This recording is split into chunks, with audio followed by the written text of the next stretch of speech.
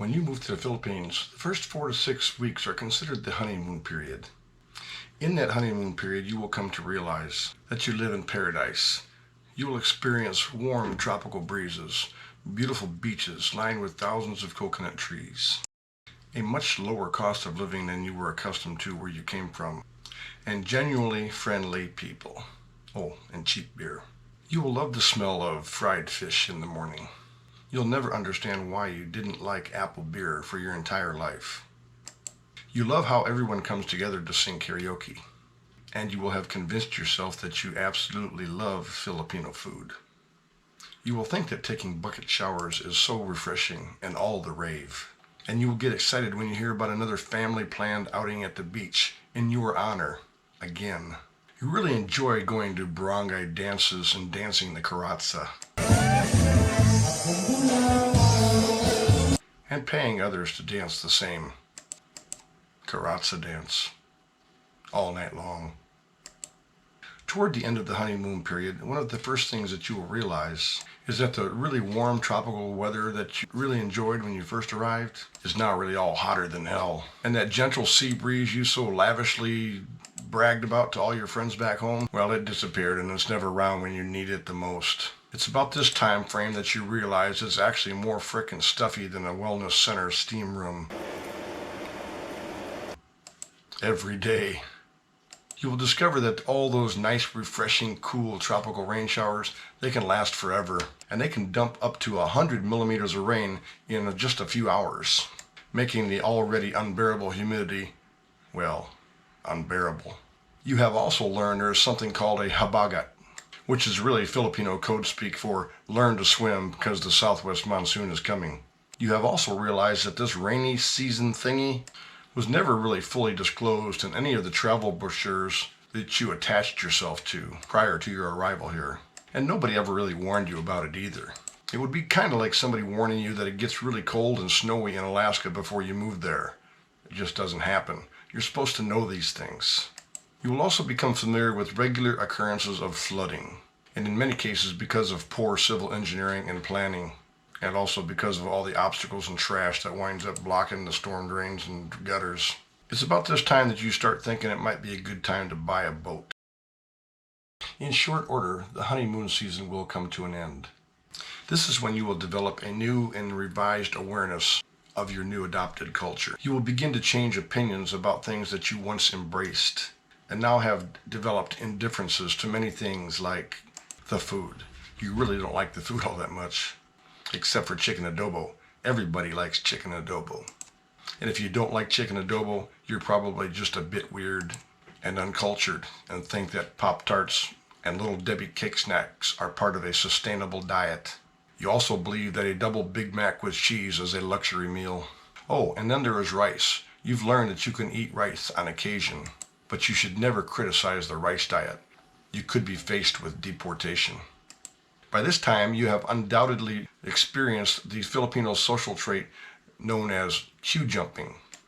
And when it happens, you now experience many fleeting thoughts, such as the sudden urge to yell obscenities. But as long as you don't expose yourself in public, you'll be perfectly fine.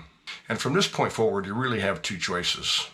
Either be physically restrained from correcting this inconsiderate social practice, or just stop standing in lines. You will no longer wonder why everybody is late for everything, because now you're late too. Your opinion on apple-flavored beer has changed, and now you can take it or leave it. But now you prefer drinking San Meg Light with all the other trendy folks. You've taken notice on occasion that the karaoke machine is just a little too loud, and that the speakers might be broken. You will develop a curiosity for the illogical, like seeing vehicle smog testing stations everywhere, and diesel vehicles still plying the roads bellowing thick black diesel smoke each and every day. Or like when Filipinos are late for everything, except when they go to the airport. Then they arrive 10 hours early for their flight.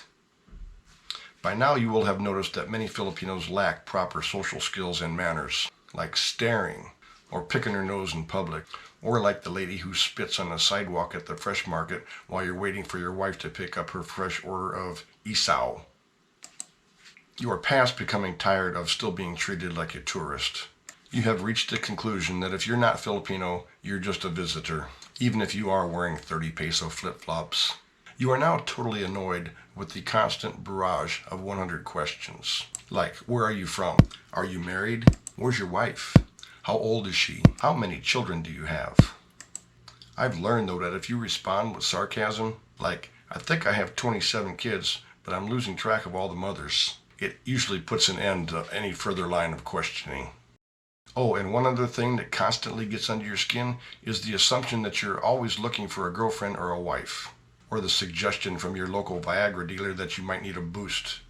Over time, even more realities set in, and more things really tick you off, like stepping in holes in sidewalks and crashing into obstacles that shouldn't never be placed in pathways along where people are walking. When twisted ankles and lumps in your head become a way of life, you learn to stay home and have everybody else go out and do your errands for you.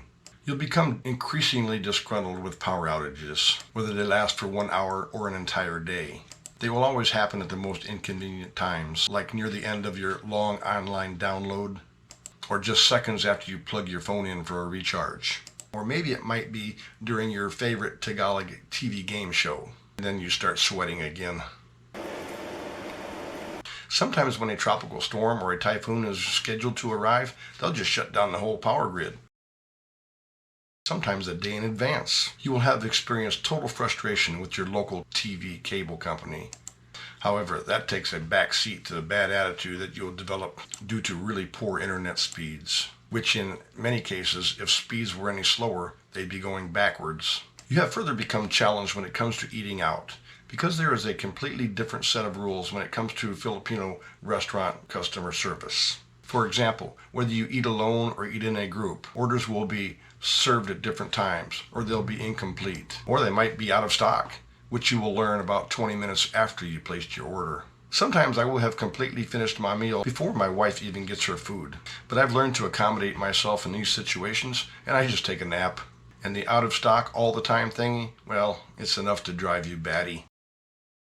But in some cases, out of stock might not necessarily mean it's out of stock. It just means that they have no frickin' idea what the hell you're talking about or asking for, because they don't understand English. And speaking of English, do you remember how easily you were convinced that you were moving to an English-speaking country? That's just false.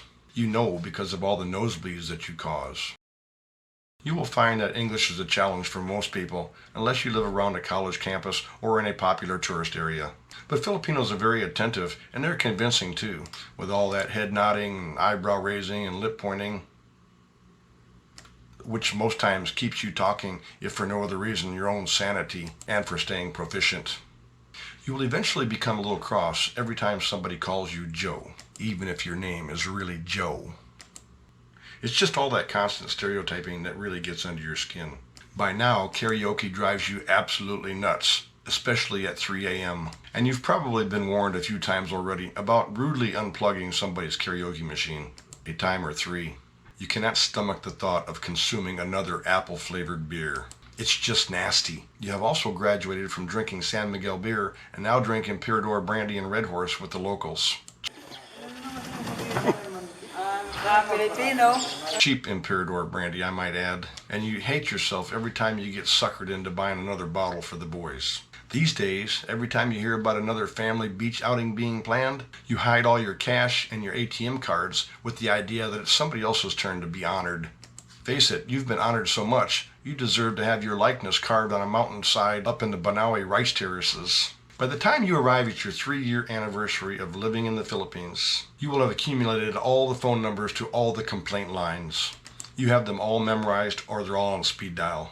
You will have learned where to complain about all the things that you have no control over. Actually, you will have learned more about complaint reporting than you have about Filipino culture. You will have discovered that sometimes when you're by yourself, you have developed multiple personalities, and sometimes they talk to each other, because there's nobody else to talk to. Driving there does nothing but aggravate your blood pressure, to the point where you consider buying an old beat-up Humvee for, well, you know what you'd do with it. And by now, the thoughts of taking another cold-ass bucket shower, well, that just gives you nightmares and anxiety attacks, which is one reason why you consume more Emperador. You would become almost irate when you learn that many of the village people have been crapping in the ocean in the very same spot where you take your daily swims at high tide. The incessant noise and pollution can no longer be ignored. But you have said all that you are going to say, mainly because your local pharmacy is completely out of your blood pressure pills, which you didn't need before you arrived to live in the Philippines.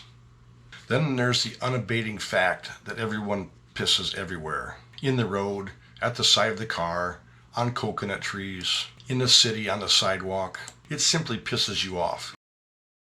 Isn't that the very reason you left San Francisco in the first place? And then add some 97-degree heat to all that public urination, and well, that'll clean out your nasal passages. Well, at least if there's one good thing to say about that, at least there's not a bunch of hypodermic needles laying around all over the place. And if the unrelenting ants, cockroaches, and mosquitoes aren't enough to drive you away, it's the nonstop littering, pollution, and trash. I convinced our barangay leader one time it would be a really good idea to put a trash receptacle outside of every sorry store. And 4 years later, my suggestion is still under consideration. One of the biggest kickers you will experience in the Philippines, and nothing will boil your blood faster than witnessing firsthand the defenseless, innocent animals who fall prey to animal abuse and cruelty. Dogs should never be used for the sole purpose of being an early warning system, and they should never be butchered and sold at a meat market for consumption.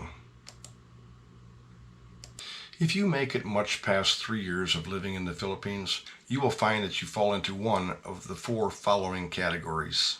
Number 1, you are still in love with the country, its people, and the culture. And despite all the shortcomings of this developing nation, you would have things no other way. You live well there, and you're there for the long haul. Number 2, you are a realist, and although you enjoy some things about the country, you have some issues with some of the cultural idiosyncrasies. But you have learned to go with the flow and accepted the fact that you cannot change things. Number 3, you have become nothing more than a complaining foreigner who refuses to adjust to anything and is always a pain in somebody's ass. You have probably already been told to just shut up or leave the country, but you never do. And then there's category 4. You've come to the conclusion that you can no longer live with ceaseless third world issues, and you want out. You have either already said your goodbyes or are planning to, given the first opportunity. And with the continued loss of all the freedoms and simple liberties that we have all enjoyed living in the Philippines at one time, resulting from this government's sometimes senseless and inconsistent approach to this COVID pandemic, I'm seeing a lot of people in this latter category. Well, at least you know what they say in the Philippines. Bahala na. And if you don't know what that means, just Google it.